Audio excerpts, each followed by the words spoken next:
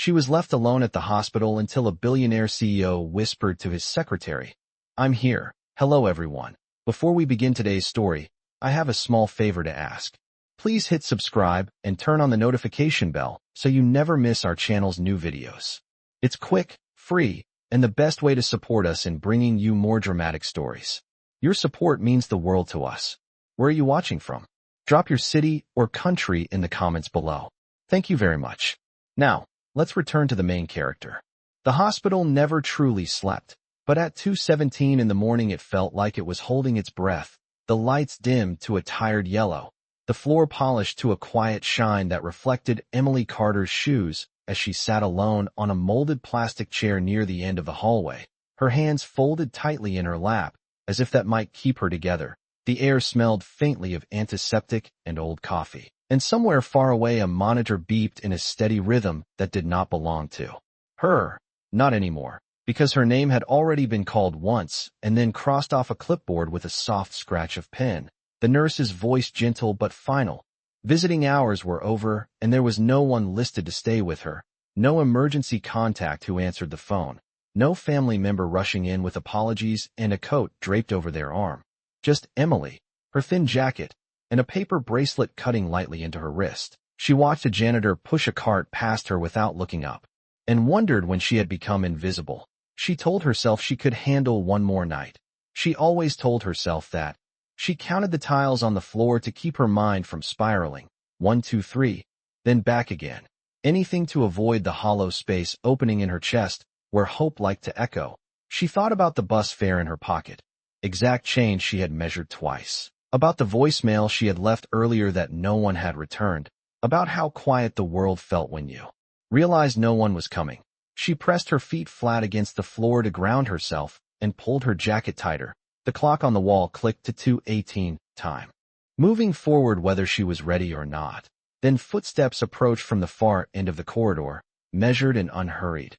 Not the rushed stride of staff or the shuffling pace of exhaustion. Emily glanced up out of habit and saw a tall man in a dark coat walking beside a woman holding a tablet close to her chest. They spoke in low voices, too low to hear, but she caught the moment when he slowed and looked around, taking in the empty chairs, the dim lights, the woman sitting alone like an afterthought. He stopped just a few feet away and leaned toward the woman with the tablet, his voice calm, steady, almost tender as he whispered, "I'm here." The woman nodded immediately, her posture shifting as if the night itself had rearranged around him. Emily did not know his name, did not know that Alexander Whitmore's signature could move markets by morning. All she knew was that for the first time that night someone had noticed the space she occupied, and without understanding why, the tightness in her chest loosened just enough for her to take a full breath. Emily noticed the man did not sit immediately. He stood there for a moment as if listening to the room itself, the distant hum of machines, the muted voices behind closed doors, the kind of quiet that settled only after everything urgent had already happened. Then he pulled a chair closer and sat at an angle that gave her space without leaving her alone. She felt the change before she understood it. The way the air shifted when someone decided to stay, not out of obligation but intention. She stared at her hands and realized they had stopped shaking. The woman with the tablet moved a few steps away, whispering to a nurse, and suddenly a cup of coffee appeared on the small table beside Emily, still steaming. She blinked in surprise because she did not remember asking for it. The man spoke again, softly, not asking questions, not demanding explanations, just saying, "You can drink it if you want, it is fresh." His voice was steady, low, the kind that did not rush. Emily wrapped her fingers around the cup and felt warmth seep into her palms. She had not realized how cold she was until that moment. She took a careful sip and swallowed, her throat tight, for reasons she could not name. Minutes passed without conversation, and somehow that felt like permission to breathe. She stared down the hallway and told herself she would stand up soon, that she would not take up space she did not deserve. But her legs did not move. The man remained, his presence quiet but undeniable, like a wall at her back she had not known was missing. She finally spoke because silence had softened her enough to risk it. She said she had not planned to be here this long, that things had just happened one after another. She did not explain what things because she was tired of explaining. He nodded once as if that was enough, As if her words did not need proof, the clock ticked past 2:40. Then 2:45, nurses changed shifts, lights dimmed a fraction more. The world narrowed to this small pocket of time where nothing was demanded of her. She leaned back against the wall and closed her eyes for a second, expecting the familiar jolt of fear that came whenever she let her guard down. But it did not come. Instead, she felt the strange relief of being witnessed. When she opened her eyes, he was still there, scrolling through nothing on his phone, not distracted, just waiting. She wondered who he was to command this kind of attention without raising his voice. She wondered why he had stopped for her when no one else had. The questions hovered, but did not press. Somewhere nearby a door opened, and a doctor spoke her name again, this time without crossing it off. The man stood immediately, not ahead of her, not behind her, simply alongside, as if it were the most natural thing in the world. And for the first time since the night began, Emily walked forward without feeling like she was disappearing. The examination room was smaller than Emily expected, just a narrow bed, a rolling stool, and a counter lined with neatly arranged supplies. Everything clean and impersonal, yet somehow less frightening than the hallway she had left behind. She sat on the edge of the bed while the doctor spoke in a calm, practiced tone, explaining next steps, timelines, words like observation and routine checks floating past her like they belonged to someone else. She nodded at the right moments, even when her mind lagged behind. The man stood near the door, hands folded loosely, listening without interrupting, as if every word mattered to him too. When the doctor finished and stepped out, the room grew quiet again. Emily felt the familiar urge to apologize for taking up space, for being inconvenient. But before she could speak, the man moved a little closer, not invading her space, just enough to remind her she was not alone in the room. He asked if she was comfortable, not in the way people usually asked out of politeness, but with genuine attention. She adjusted the thin blanket over her knees and said she was fine, a reflex answer she had given most of her life. He did not challenge it. He only nodded and pulled a chair closer, sitting down so they were at the same level. The hum of the air vent filled the silence. Minutes passed, then more. The clock on the wall crept toward 3:30, and Emily realized something unfamiliar was happening. She was not watching the door. She was not counting seconds. She was simply there. She told him quietly that hospitals made her feel small, that they reminded her of moments when she had waited for people who never showed up. The words surprised her as much as they might have surprised him. But once spoken, they did not feel dangerous. He listened without looking at his phone, without checking the time, his attention steady. When she finished, he said nothing for a moment, then said that being left alone could feel louder than any noise. The way he said it told her he understood, not as an idea, but as experience. She glanced at him then, really looked, noticing the faint lines near his eyes, the controlled calm that felt earned, not rehearsed. She wondered again who he was. What kind of life allowed someone to walk into a hospital at night and quietly take control without announcing it? A nurse knocked and entered, addressing him with a respectful tone that made Emily straighten unconsciously. Calling him Mr. Whitmore, the name landed softly but firmly, like a door closing behind her. She saw the subtle shift in the nurse's posture, the deference, the way questions were directed to him as much as to her. Realization settled in slowly. This man was not just passing through her night. He was someone people listened to, someone with power she could barely imagine. Embarrassment flared. She tugged the blanket tighter, suddenly aware of her worn shoes, her tired reflection in the metal cabinet. The nurse left, and Emily stared at the floor, the familiar instinct to retreat rising fast. But he did not move away. He did not change. He only said her name gently, as if anchoring her, reminding her that before the title, before the whispered respect, she was still the person he had chosen to sit beside. The clock ticked on, the night thinning toward morning, and in that small room Emily felt the fragile beginning of something she had almost forgotten how to feel, the sense that maybe, just maybe, she was allowed to stay. Morning arrived quietly, not with sunlight, but with a subtle shift in the air, the kind that told Emily the night had loosened its grip. The clock edging past 5:30 as nurses moved with renewed energy, voices a little brighter, carts rolling with purpose. She had dozed without realizing it, her head tilted slightly toward the wall, waking with a start when she felt a gentle movement beside her. The man was standing, stretching his shoulders as if he had been there all night. Because he had? She noticed the way he asked a nurse a few questions in a low voice. The way answers came quickly, respectfully, and then he returned to her side, as if nothing else mattered more in that moment. She felt a flush of embarrassment, suddenly aware that she had slept while he stayed alert, but he only smiled faintly and asked if she had rested at all. She nodded, unsure how to explain that it was the first time in a long while she had closed her eyes without fear. Breakfast arrived on a tray. Simple food, toast and fruit, and a small carton of milk. And when she hesitated, he encouraged her to eat, not insisting, just waiting. She took a bite and was surprised by how hungry she was, how grounding it felt to do something ordinary in a place that usually magnified everything painful. He told her his name then, Alexander, as if it were just another detail, not an introduction meant to impress. She told him hers again, even though he already knew it. The exchange felt equal, unremarkable. In the best way, hours passed in a pattern that began to form.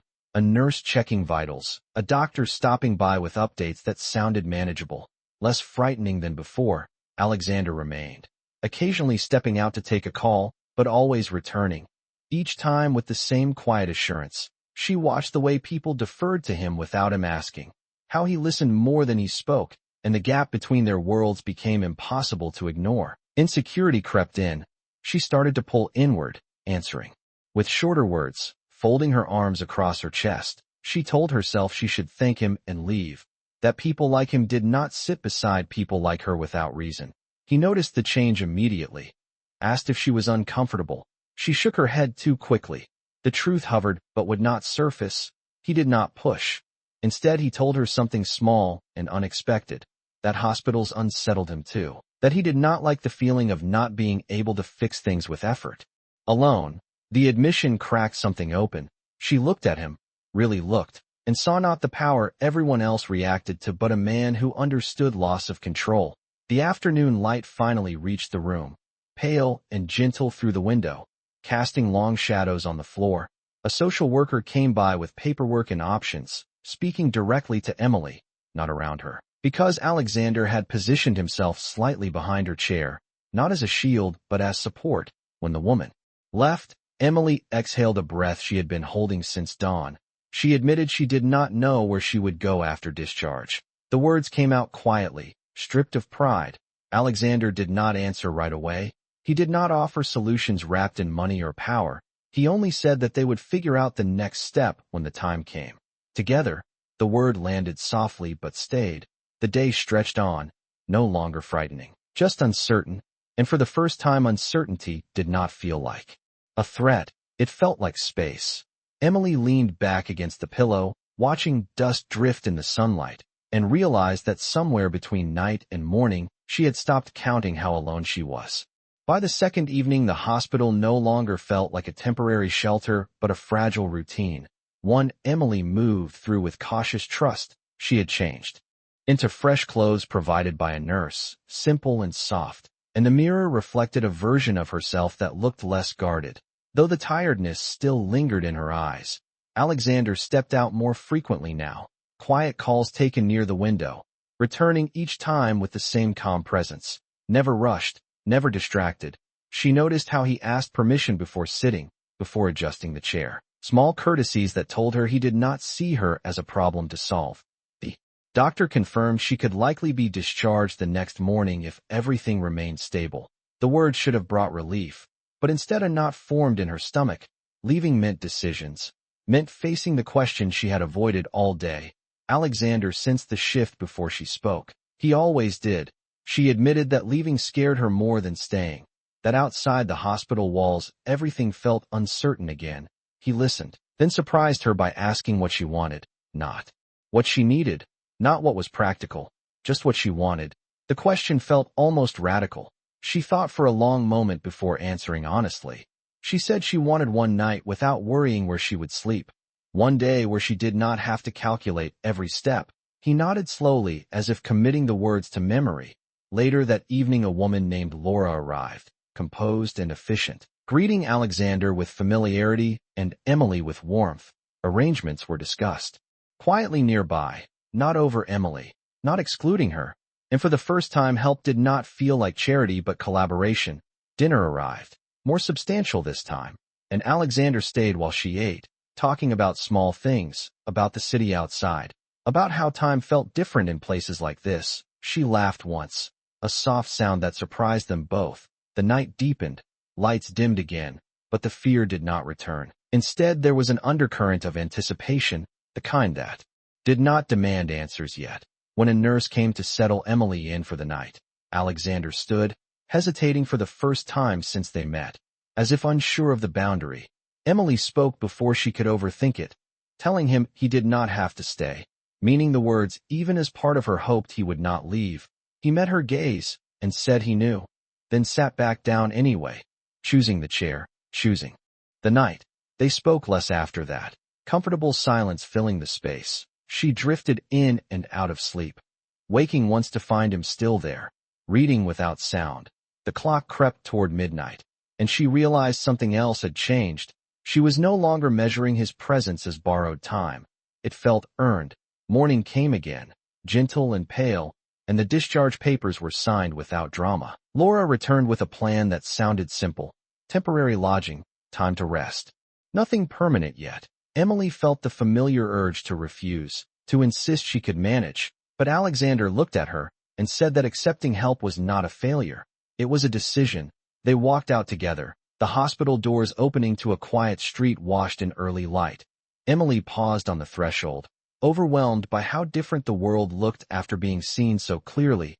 Alexander stood beside her, not ahead, not behind, and said they would take the next step at her pace. The words settled deep, steady and real, as Emily took her first step forward knowing she was no longer walking alone.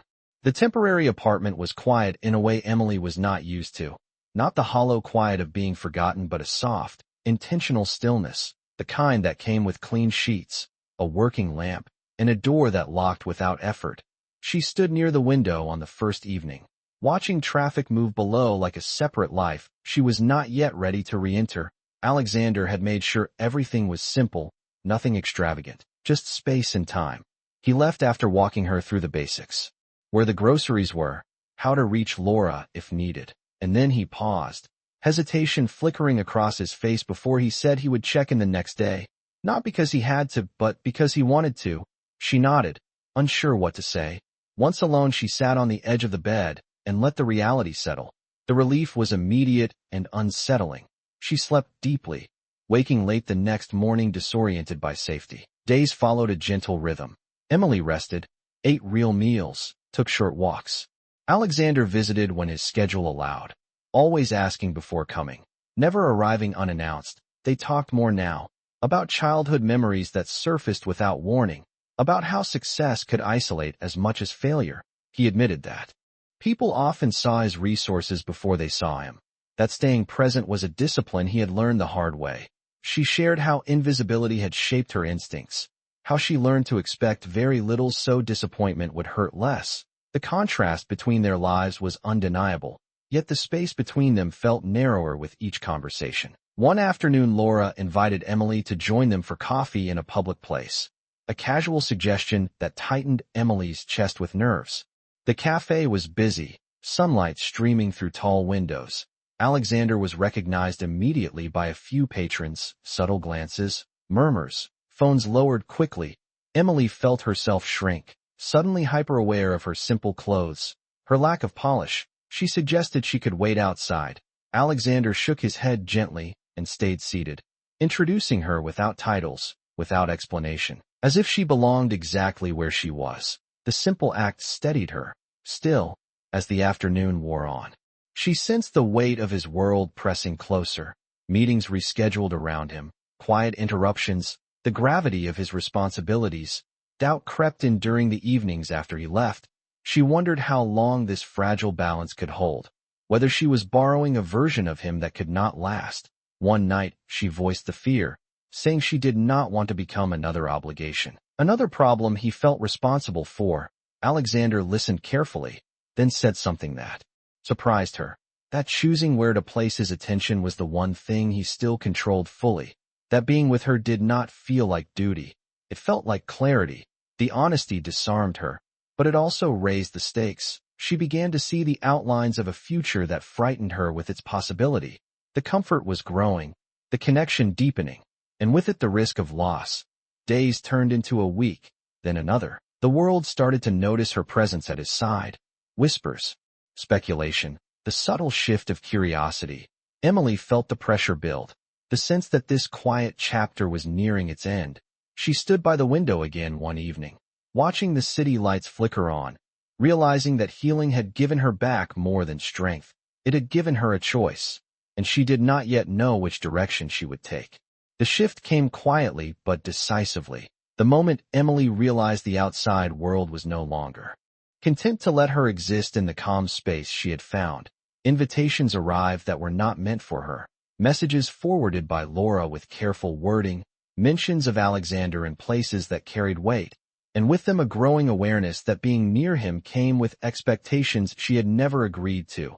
One evening she accompanied him to a formal gathering she had not fully understood until she stood inside the room. The polished floors, the low hum of influence, the subtle choreography of people who knew how to belong. She stayed close at first, listening, observing, feeling the familiar urge to disappear. Conversations paused when Alexander introduced her, smiles polite but searching, questions carefully neutral, and she felt herself reduced to an unspoken equation. Curiosity mixed with judgment. The pressure tightened around her chest. She excused herself quietly and stepped outside to the terrace, breathing in cool air, reminding herself she could leave, that no one was holding her there. Moments later Alexander joined her, his expression unreadable. She told him the truth she had been holding back, that the world he moved in was not one she knew how to survive, that she did not want to be an accessory or a curiosity. He listened, then acknowledged the reality without minimizing it, said that attention followed him whether he wanted it or not, and that choosing to be seen beside him would never be easy. The honesty did not comfort her, it clarified the risk. Days later the tension grew. A news article hinted at his personal life, speculation dressed as analysis. Emily saw her anonymity slipping away. She felt the old instinct rise, the need to retreat before she was pushed out. One morning, she packed a small bag, not to run but to reclaim control. Alexander found her standing near the door, the space between them heavy with unspoken understanding. She told him she needed distance, not from him, but from the version of herself that was starting to bend under scrutiny. She did not accuse him. She did not dramatize the moment. She simply stated her need. He did not argue, did not promise protection or solutions. He said he respected her choice, that he would not hold her in a place she was not ready to stand. The simplicity of his response hurt more than resistance would have. She left the apartment with quiet resolve, settling into a smaller place arranged discreetly, returning to a rhythm that felt more like her own. Days passed without contact, not as punishment, but as space. Emily took walks alone, revisited the habits she had relied on before him. Yet something had changed. The strength she had gained did not disappear with distance. She found herself missing not the comfort he provided but the clarity they had shared. Alexander, for his part, moved through his responsibilities with renewed focus, yet the absence was unmistakable, the silence heavier than any crowd. Weeks later they crossed paths again unexpectedly, not planned, not dramatic, just two people recognizing that what had connected them had not been erased by choice. The air between them held possibility and restraint, and in that moment Emily understood the conflict was not about belonging to his world or escaping it. It was about deciding whether they could build something honest between them without losing themselves. The realization settled slowly, unresolved but real, marking the point where healing turned into a test of courage neither could avoid. Emily did not expect the call, not because she thought Alexander would disappear from her life entirely, but because she had learned not to expect anything that felt too carefully timed. The message was simple, asking if she would meet him at the hospital cafe where they first sat together days before everything changed. She hesitated, then agreed. When she arrived, the space looked smaller than she remembered, quieter, sunlight slanting through the windows. Alexander was already there, dressed plainly, no entourage, no Laura, just him and 2 cups of coffee waiting on the table. He stood when he saw her, not out of formality but respect, They sat without rushing into explanations, silence settling comfortably between them. He spoke first, saying he had been thinking about what she told him, about not wanting to lose herself in his world, and that he realized something he had not admitted before, that he had been offering her shelter without asking whether the structure fit her. The honesty softened her guard. She told him she had been afraid that choosing him meant surrendering her autonomy, that she had spent too long surviving to give that up lightly. He listened, then said that what mattered to him was not proximity but alignment, that he did not want her beside him if it required her to shrink. The conversation unfolded slowly, not as a reconciliation but a recalibration. He explained that he had stepped back publicly, postponing appearances, delegating visibility, not as a sacrifice but as a decision. He said he had learned that presence was not measured by how many people watched, but by who felt safe enough to speak. Emily absorbed the words cautiously, aware of how easily promises could sound like solutions. Sensing her hesitation, he made a choice that surprised her. He told her he would not ask her to step into his life. Instead, he asked if he could step into hers, on her terms, starting small, unannounced by status, defined by consistency. The simplicity of the request disarmed her. There was no grandeur, no demand for certainty, just an offer to walk beside her without leading. Days later he proved it quietly, showing up where she volunteered, sitting through long afternoons without being noticed, listening more than speaking, letting her introduce him or not as she chose. She watched how he adapted, how he accepted being ordinary in spaces where his name carried no weight. The gesture was not one moment but a pattern, repeated without expectation. Emily felt the shift internally before she acknowledged it. The fear of being consumed by his world eased as she saw him step willingly into hers. She realized healing was not about protection from change, but trust in how change was navigated. One evening, as they walked along a quiet street, she told him she was ready to try again, not as a dependent or a secret, but as an equal choosing connection. He did not answer immediately, then said he was ready to be chosen without conditions. The words settled between them, not dramatic, not fragile, just real. The city lights reflected softly off the pavement, and Emily felt the steady confidence of someone who knew that this time, the choice was hers, and it was enough. The morning Emily returned to the hospital, it felt different from the night that had first brought her there. The lights brighter, the halls familiar rather than intimidating. She stood beside Alexander near the cafe where they had once sat in silence. Watching people pass with their own quiet urgencies, she realized how much had shifted without spectacle, how healing had not erased her past but had softened its grip. Alexander had resumed his public responsibilities gradually, but he had done so differently, choosing transparency over distance, boundaries over secrecy, and she had continued building her own life with intention, work that mattered to her, routines that grounded her, friends who knew her name without needing context. The balance was not perfect, but it was honest. They walked together through the corridor, passing the chairs where she had once waited alone, and Emily paused, memory rising uninvited. Alexander noticed and waited without comment. She told him she wanted to mark the place, not with sadness, but with acknowledgement, that this was where she learned she did not have to disappear to survive. He nodded, understanding the significance without turning it into ceremony. Later that afternoon they stepped outside into the clear air, the city alive with ordinary noise, and Alexander asked her to walk with him to the park nearby, not as an escape, but as continuation. They sat on a bench, watching families pass, couples talking quietly, a child laughing somewhere out of view. Emily felt the weight of the moment not as pressure but clarity. She told him she was no longer afraid of being seen beside him, not because the world had changed, but because she had. He reached for her hand, not hurried, not possessive, just present, and said that what he wanted was not to rescue her or elevate her, but to choose her every day with respect. The words were simple, but they carried the weight of everything they had navigated.